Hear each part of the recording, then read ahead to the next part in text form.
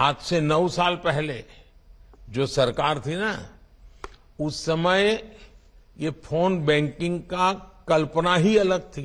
उस जमाने में उस सरकार में ये फोन बैंकिंग मेरे आपके जैसे सामान्य नागरिकों के लिए नहीं था। ये फोन बैंकिंग घोटाला पहले की सरकार के, पिछली सरकार के सबसे बड़े घोटालों में एक था। पहले की सरकार के इस घोटाले की वजह से देश की बैंकिंग व्यवस्था की कमर टूट गई थी। आप लोग आजकल तो डिजिटल युग है, मोबाइल फोन से बैंकिंग का सेवाएं लेते हैं, फोन बैंकिंग करते हैं।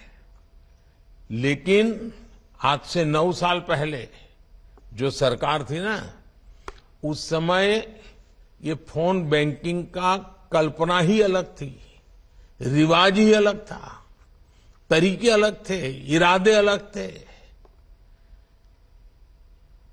उस जमाने में उस सरकार में ये फोन बैंकिंग मेरे आपके जैसे सामान्य नागरिकों के लिए नहीं था।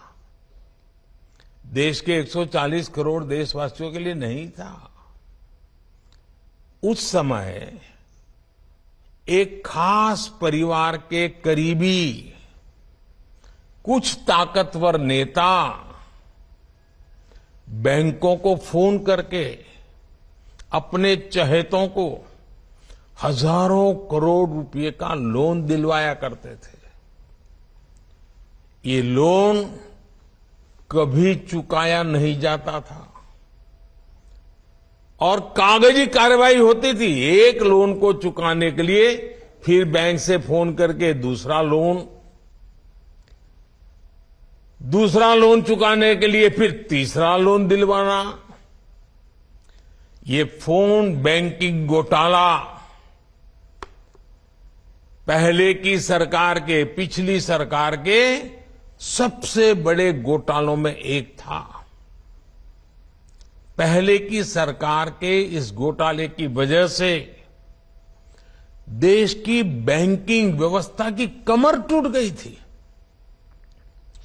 2014 में आप सबने हमें सरकार में आकर के देश की सेवा करने का मौका दिया।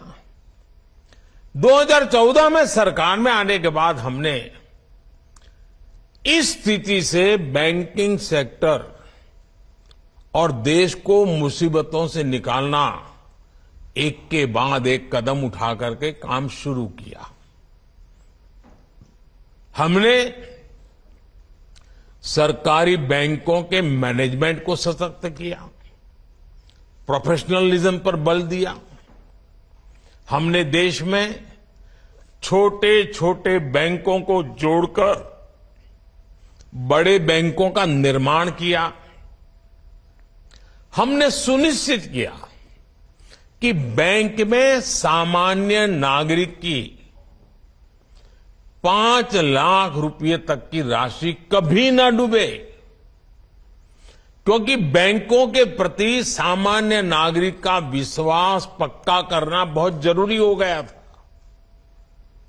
क्योंकि कई कोऑपरेटिव बैंक डूबने लगी थी, सामान्य मानवी की मेहनत का पैसा डूब रहा था और इसलिए हमने 1 लाख से उसको सीमा 5 लाख कर दी, ताकि 99% नागरिकों को उनकी मेहनत की कमाई का पैसा वापस मिल सके।